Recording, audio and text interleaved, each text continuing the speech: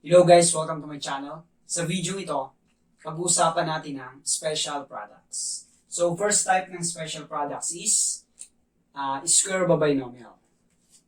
So ganito lang yung formula ng square of a binomial.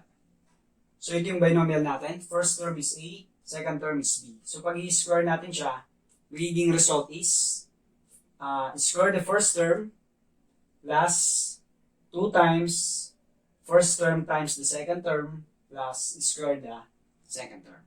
Okay? So, pag minus naman siya, same lang din, square the first term, pero minus na siya dito. Okay? 2 times first term times the second term plus square of the second term. Okay? Same lang, pero nagkaiba sila sa sign.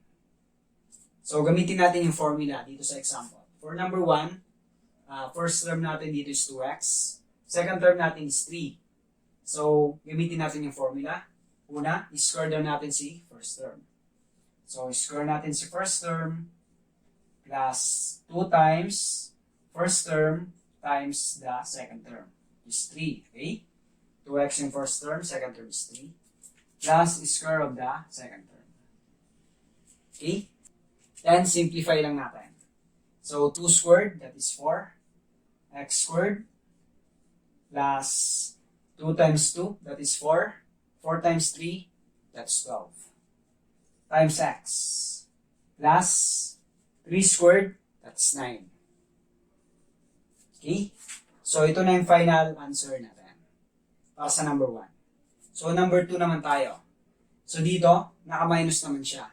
So, ito naman yung gamitin nating formula. Yung nasa baba. So, square the first term. So, x squared minus 2 times the first term times the second term, 2y. Okay?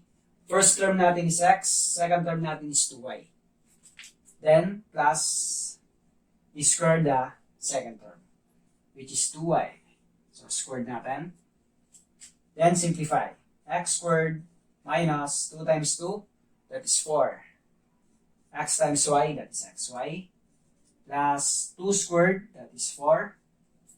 Y squared is y squared. Okay? So, ito na yung final answer